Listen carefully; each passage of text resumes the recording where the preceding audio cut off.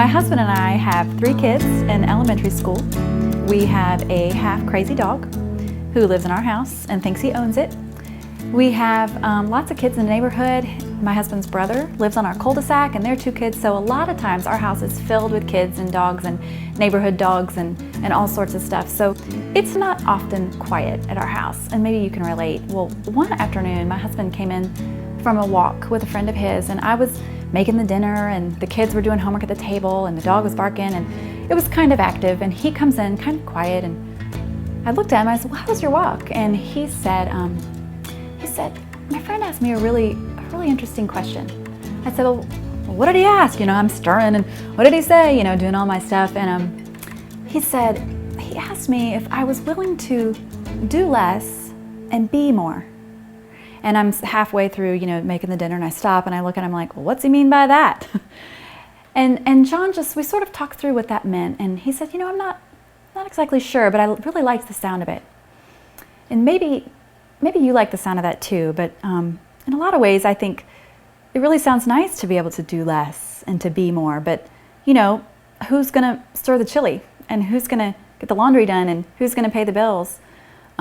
I think there is sort of a mystery when I think about learning how to do less and to be more. And when I say be, I mean like a stillness on the inside. How do I learn to do less and to be more? A lot of my life has been about, well, what am I supposed to do? How can I make sure that I'm doing everything right, getting everything done, checking off all of my to-do lists, which I make many, by the way. Not that there's anything wrong with making a to-do list, but sometimes my to-do list becomes my number one priority. So the question really is, how can I do less and be more? Is that even possible? Especially in a world where it seems like a lot of us walk around with the question hanging over our heads, what am I supposed to do? Well, let's listen as Jesus begins to change that question. So there's a small boy, and he stands in the midst of a large crowd. And the crowd stands by the edge of the sea.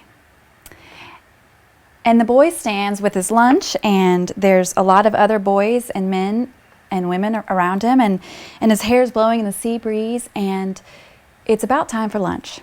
He holds his bread and fish wrapped in cloth that his mother packed him that morning, and a man walks up beside him and calls loudly over his head, "This boy has 5 small barley loaves and 2 small fish, but how far will they go among so many?"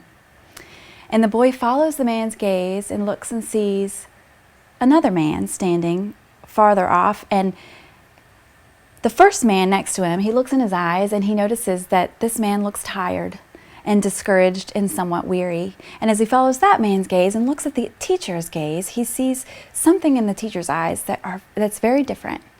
And this teacher looks like maybe he might have a secret. Maybe he knows something that everybody else in this crowd doesn't know. Maybe he has a little bit of hope. This teacher tells the people to sit down on the mountainside near the sea, and so they all do, and they sit in groups of 50 and 100. And the boy sits too, waiting and watching. They take his food and they take it up to the teacher, and the teacher says a prayer and then begins to hand it out.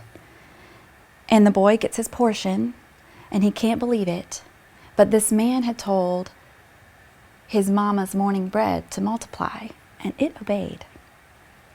And as he eats, he realizes he can't wait to get home and tell his mama about what's happened. Later that night, after Jesus feeds all the people on the mountainside near the sea, John 6, verse 16 says, "Now when evening came, his disciples went down to the sea, and after getting into a boat, they started to cross the sea. And it was already dark, and the sea began to be stirred up, and a strong wind was blowing. And when they had rowed 3 or 4 miles, they saw Jesus walking on the sea and drawing near to the boat. And they were frightened, and he called out to them and said, 'It's me, it's I, don't be afraid.' And they were willing to receive him into the boat, and immediately the boat was at the land to which they were going. And the next day, the crowd of people who had eaten all the food that was left over, they came and they found him, and they saw that, okay, here's the disciples and here's the boat, but Jesus didn't get in with them in the boat last night, but here he is already, and there's only one boat, there's not 2 boats. How did you get here? And they're amazed. And so they start to ask him questions about it. And it says, when they found him, they said, "Rabbi, when did you get here?" And Jesus answered and told them, he said, "You seek me not because you saw signs, but because you ate of the loaves and you were filled." And then he says, "Don't work for the food which perishes, but for the food which endures to eternal life, which the Son of Man will give to you." And they are very interested in what he's saying. And so they want to know more about it. And so they said, "Well, what is this work? What is this food you're talking about?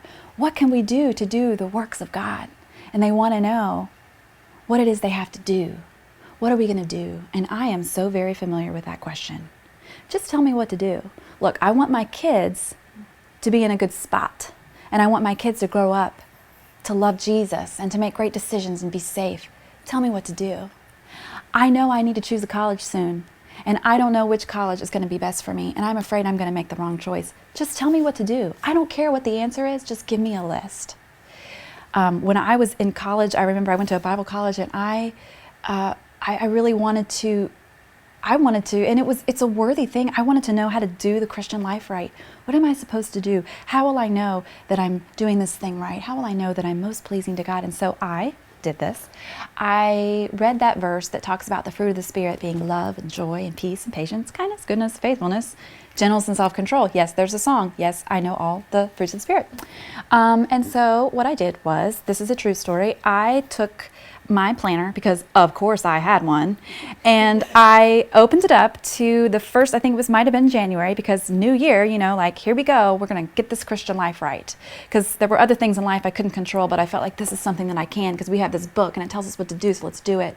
So I remember writing down Monday, love, joy. Okay, first one's love. So let's get this down. Planner, Monday morning, 7 a.m., love.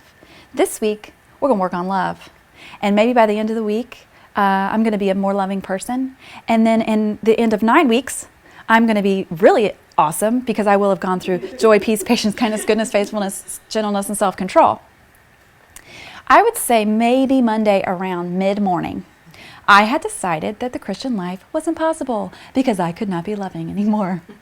And now looking back, I think, I bet the Lord was like, finally, she gets it. She can't do this thing without me.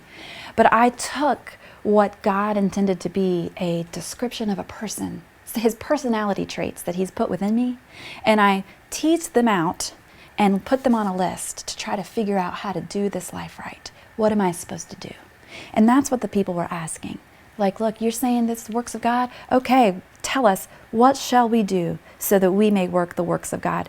And Jesus answered them, which, P.S., if you've read the Bible at all, you know that a lot of times Jesus doesn't answer questions that are asked of him. Instead, he tells a big long story that doesn't make sense. And it's like, really? Could you just answer our question? But this one he answers, and I am so glad he did. And this is what he says. This is the work of God, that you believe in him whom he has sent. And so Jesus now changes the question from, what am I supposed to do? And he says, no, who are you going to believe? And I believe that question, he turns our question on its head. And he says, you need to sit down and make a decision about what you're going to believe. Stop making your list, put down your pen, and come to me.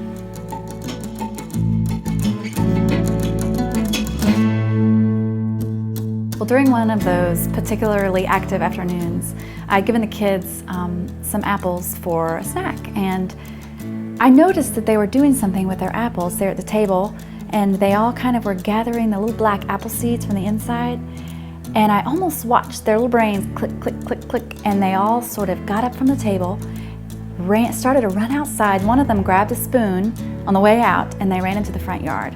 And I watched from the window because I was very curious, although I had an idea what they might be doing. And one of them started to dig a hole. And I saw all of them sort of bring their little apple seeds and put them in the hole in the ground and cover it up. And then one of my girls came back in the house, grabbed a number 2 pencil, drew a picture of an apple on a little paper, taped it to the pencil, ran back outside, and stuck it in the ground, right where they had buried their seeds. And I thought, isn't that interesting? Those children are burying their apple seeds so that they can watch it grow.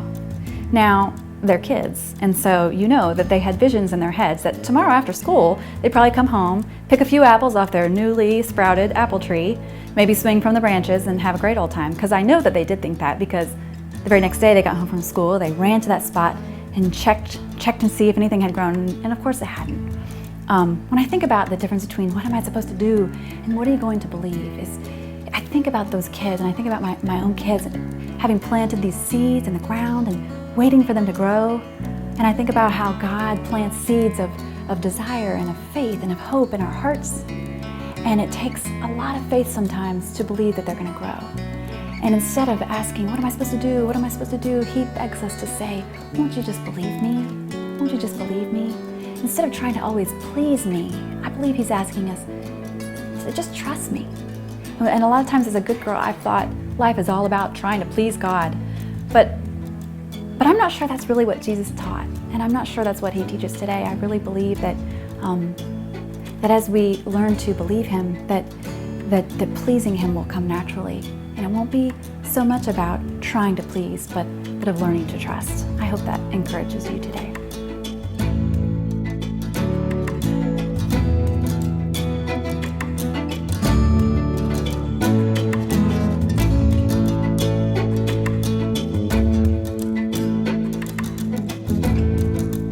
People's response to a woman who has been with God is always going to be worship. And so Mary's response to knowing that that she had found favor in God's eyes was not to get up and work, but it was to get up and worship.